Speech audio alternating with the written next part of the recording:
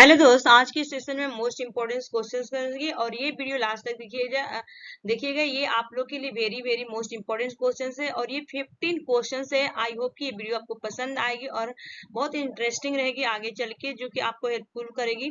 और यहाँ से कहीं ना कहीं आपको पूरे पेपर में आपको देखने को मिलेगा, ठीक है। जो आप अब तक के एग्जाम्स में है, अगर मैं सीटेट की बात करूं और या बिहार टेट की बात करूं, तो यहाँ से आपको कम से कम 5 नंबर आज के सेशन से मिल जाएगा। तो चलिए क्लास को स्टार्ट करते हैं बिना लेट के, ठीक है।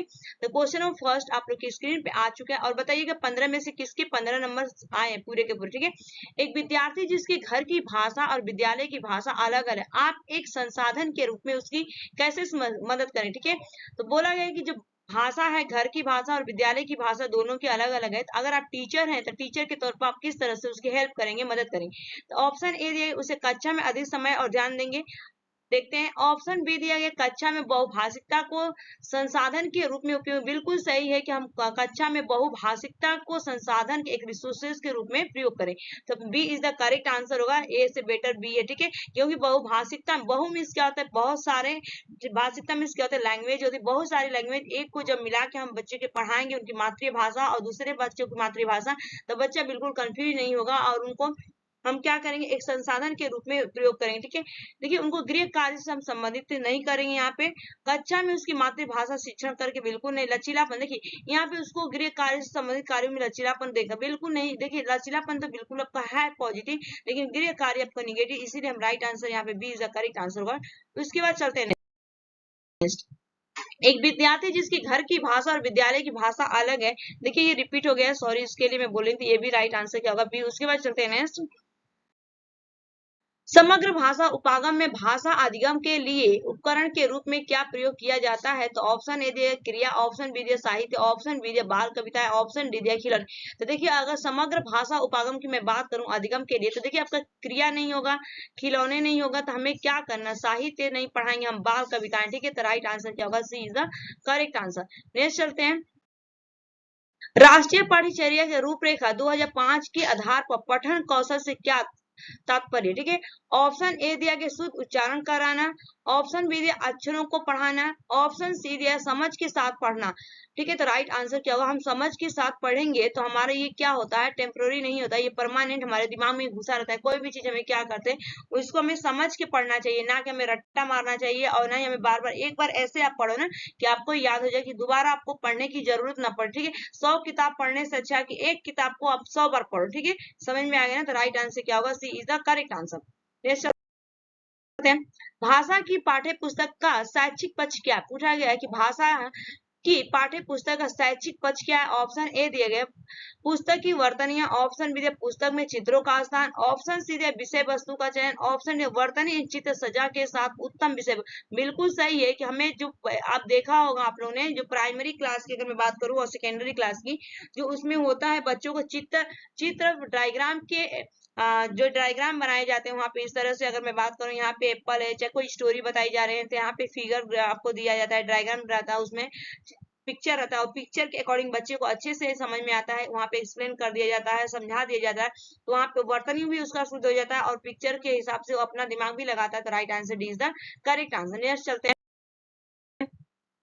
कुल भौतिक प्रतिक्रिया टीपीआर में किसकी केंद्रीय भूमिका होती है। ऑप्शन है शिक्षक की, ऑप्शन भी अभिभावक, बिल्कुल अभिभावक नहीं हो, परिवार की भी नहीं हो, विद्यार्थी की नहीं। देखिए कुल भौतिक क्रिया किसकी होती है, यहाँ पे टीचर की होती है, ठीक है। टोटल अब फिजिकल रिस्पॉन्स की अगर मैं बात करूँ, यहाँ पे टोटल फिजिकल रिस्पॉन्स किसके द्वारा दिया जाता है, तो ये आपके टीचर्स होते हैं। जब टीचर्स आपको पढ़ाते हैं तो अपने बॉडी का, अपने सेंस का, अपने हाथों का यूज करते हैं वहां पे बच्चे को पढ़ाने के लिए। तो right answer A is the correct answer होगा। उसके बाद चलते हैं नेक्स्ट क्वेश्चन की तरह।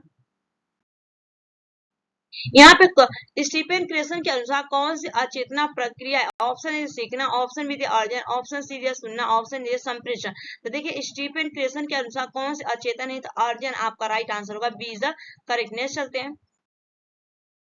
शिक्षक संकेत की सहायता से 3 लाल रंग के पेन और 2 नीले रंग की पेंसिलों की ओर ध्यान आकर्षित करता है या कराती है, ठीक है।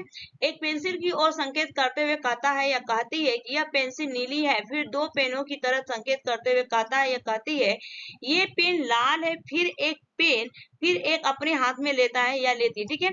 और पेंसिल अपनी जेब में डालते हुए कहता है या कहती है कि मेरे हाथ में एक पेन है और अब मैं पेंसिल अपनी जेब में रख रहा हूँ या रख रही हूँ, ये पूरी प्रक्रिया शिक्षण के किस उपागम का अनुपालन कर रही है? तो देखिए यहाँ पे परिस्थिति आधारित उपागम की बात नहीं, यहाँ पे संप्रेषण की बात नहीं की गई है। ठीक है, यहाँ पे आपका प्रदर्शन उपागम, यहाँ पे प्रत्यक्ष उपागम की बात की गई है। आप देख के जो है उनको बता रहे हैं, तो D is the right answer. ठीक है, नेक्स्ट चलते हैं। एक अध्यापक किसी पाठ्य सामग्री का आधा भाग जोर से पढ़कर सुनाती है, ठीक है, और विद्यार्थी में समूह में उसे अपनी ओर से पूरा करने के लिए कहता है या कहती है। यह किस प्रकार की गतिविधियां है? ऑप्शन ए अनुभव आधारित प्रक्रिया है, ऑप्शन बी सामूहिक कार्य, ऑप्शन देखिए लेखन गतिविधि तो होगा नहीं, अंतराग्राही की बात नहीं की जा रही, तो ये आपको सामूहिक कार्य, ठीक है, यह आपको देखिए यहाँ पे दिया गया है कि एक अध्यापक किसी पाठ्य सामग्री का आधा भाग जोर से पढ़कर सुनाते और विद्यार्थी समूह, देखिए यहाँ पे समूह है ना, जहां पे आपको की पॉइंट आपको रहना है, ज्यादा आपको रट्टा नहीं मारना रहता है कोई भी चीज के लिए। तो राइट आंसर स से समूह, स से सामूहिक कार्य, तो राइट आंसर बी। उसके बाद चलते हैं नेक्स्ट। विदेश भाषा के शिक्षण में अनुक्रमणता का सिद्धांत क्या सम्मिलित नहीं करता है? ठीक है, ऑप्शन ए व्याकरणीय अनुक्रमण, ऑप्शन बी शब्दावली अनुक्रम, बिल्कुल सही है, अर्थ संबंधी अनुक्रम ध्वनि संबंधी होता है। लेकिन अगर मैं बात करूं तो यहाँ पे पूछा गया है कि देखिए आपका व्याकरण भी होता है अगर मैं बात करूं, और यहाँ पे शब्दावली भी होता है, और यहाँ पे अर्थ होता है, लेकिन आपका ध्वनि संबंधी नहीं होता है। तो राइट आंसर क्या होगा? डी। उसके बाद चलते हैं नेक्स्ट क्वेश्चन। व्याकरण अधिगम में अर्थ से नियम की ओर जाने का तात्पर्य क्या है? देखिए नियम की ओर की बात की गई, शिक्षार्थी पहले समझ के साथ व्यवहारिक नियमों का इस्तेमाल करते हैं और बाद में नियम की खोज करते हैं, बिल्कुल नहीं। देखते हैं नेक्स्ट, इसको छोड़ दे यहाँ पे। ऑप्शन बी दिया कि शिक्षार्थियों को सर्वप्रथम नियम सिखाने के लिए कहा जाता है और बाद में उन्हें नियमों का प्रयोग करने के लिए कहा जाता है, ठीक है। ऑप्शन सी देखते हैं यहाँ पे, अध्यापक पहले नियम पढ़ाते हैं और शिक्षार्थी ड्रिल माध्यम से नियम सीखते हैं।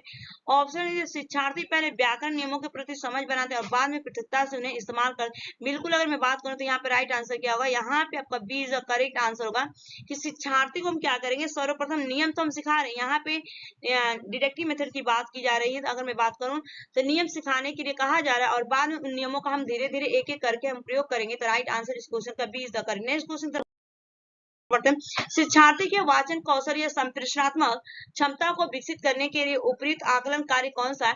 जब हम बात करते हैं फोन पे बात करते हैं, किसी से ईमेल बात करते हैं, किसी से मैसेज में बात करते हैं, व्हाट्सएप से बात करते हैं हम, तो ये आपका कम्युनिकेशन, टेलीफोन से बात करते हैं, तो हम किस तरह से उनसे बात करते हैं? ऑप्शन ए दिया किसी दी गई स्थिति में व्यक्त लिखना, ऑप्शन बी खेल के किसी दृश्य का वर्णन करना, बिल्कुल नहीं, किसी श्रवण सामग्री को सुनो और इस पर प्रतिक्रिया देना, ऑप्शन ए रोल प्ले में किसी पात्र को अभिनेता करना, ठीक है। तो देखिए शिक्षार्थी के वाचन कौशल की बात की गई है और क्षमता को हम किस तरह से उनको हम क्या करेंगे, तो देखिए रोल प्ले में हम किसी पात्र बनाएंगे, किसी को राजा बनाएंगे, किसी को रानी बनाएंगे। जब हम रोल प्ले करवाते हैं वहां पे, तो उसमें किसी को महात्मा गांधी बना देंगे, किसी को सुभाष चंद्र बोस, तो इस तरह से बच्चे कोई खरगोश बन जाता है। तो उसमें क्या करते हैं, एक दूसरे के वाचन होते हैं और बात करते हैं। तो संप्रेषण कौशल क्या होता है, एक बच्चा सुनता है और ऑब्जर्व करता है, उसके बाद प्रतिक्रिया करता है। तो राइट आंसर इस क्वेश्चन का D is the correct answer होगा। उसके बाद चलते हैं नेक्स्ट क्वेश्चन। भाषा के साथ संलग्नता से क्या आशय है? ऑप्शन ए शिक्षार्थी भाषा के नियम से, बिल्कुल नहीं भैया। ऑप्शन बी अध्यापक भाषा अधिगम के लिए शिक्षार्थियों के साथ काम कर देखते हैं। ऑप्शन सी शिक्षार्थी शब्द और वाक्यों का अर्थ समझकर समझे बगैर उनका डिकोड, बिल्कुल नहीं हम करेंगे। ऑप्शन डी दिया गया आपका शिक्षार्थी भिन्न भिन्न उद्देश्यों की भाषा का प्रयोग करते हैं, बिल्कुल सही है कि हमारा उद्देश्य तो अलग अलग होता है, किसी का पढ़ाई है, किसी का खेलना है, किसी का कूदना है, किसी को इंजीनियर बनना है, किसी को डॉक्टर बनना है, किसी को टीचर्स बनना है। तो सबके अलग अलग क्या होते हैं, गोल्स होते हैं। उन गोल्स के लिए हम क्या करते हैं, उनको भाषा का यूज करते हैं, ठीक है। तरह यहाँ पे राइट आंसर क्या होगा? D is the correct. Next question तरफ पढ़ते हैं। निम्नलिखित में से कौन सा अधिगम के लिए आकलन, ठीक है, अगर अधिगम की बात की गई, लर्निंग फॉर असेसमेंट की बात की गई है। ऑप्शन है सत्र के अंत में शिक्षार्थी की प्रगति मॉनिटरिंग करने के लिए क्षेत्रीय स्तर, देखिए हमें मॉनिटरिंग तो बिल्कुल नहीं करना, ये निगेटिव है। ऑप्शन बी दिया गया वर्ष के अंत में, देखिए वर्ष के अंत में कट कर दीजिए यहीं पे आप। ऑप्शन सी शिक्षा अधिगम प्रक्रिया के, बिल्कुल सही अगर मैं बात करूं तो यहाँ पे राइट आंसर आपका सी इज द करेक्ट आंसर होगा कि शिक्षा अधिगम प्रक्रिया के दौरान विद्यार्थी की प्रगति की निगरानी और उसमें सुधार करने के लिए आकलन तैयार किया जाता है। देखिए राष्ट्रीय उपलब्धि सर्वेक्षण जैसे आकलन की संबंधित गतिविधियां नहीं, जब हम बच्चे को पढ़ाते हैं स्कूल टाइम में, जब आपने देखा होगा कि टीचर, आप भी अब टीचर बनेंगे, तो जब स्कूल में आपको अपॉइंटमेंट मिल जाएगा, नियुक्ति मिल जाएगी, तो वहां पे जाएंगे, जब आप कोई भी लेसन पढ़ाएंगे तो उस बच्चे से लेसन पढ़ाते टाइम जो आपका पीरियड रहता है 30 या 45 मिनट का, उसके बीच ही आपको क्या किया जाता है, वहां पे आप बच्चे का ऑब्जर्वेशन करेंगे और पूछेंगे वहां पे कितना अचीवमेंट किया, क्या नहीं किया। वहां पे वहीं पे आप अधिगम के लिए क्या करेंगे, उनका आकलन करेंगे। तो right answer C is the correct answer है। चलते हैं प्राथमिक विद्यालय की एक कक्षा में कार्टून पुस्तकें, बहुत से चित्र वाली या पृष्ठीय छोटी छोटी पुस्तकें, समाचार पत्र रखे हैं जिन्हें विद्यार्थी जब चाहे जब भी समय मिले पढ़ सकते हैं। यह कक्षा क्या करने का प्रयास करा जा रहा है, तब मुद्रित सामग्री मुद्रित समृद्ध परिवेश सृजित किया जा रहा है। ऑप्शन भी दिया कि शिक्षार्थियों में पठन संबंधी आदतों का विकास किया जाए, बिल्कुल नहीं। ऑप्शन सी दिया कि शिक्षार्थियों में पठन समूह सृजित किया जाए, बिल्कुल नहीं। अकादमिक परिवेश की बात नहीं की जा रही, मुद्रित समृद्ध परिवेश सृजित किया जाए। तो right answer D is the correct answer. I hope की ये वीडियो पसंद आएगी। Thanks for watching this video. Bye bye, take care. फिर मिलते हैं नेक्स्ट वीडियो में।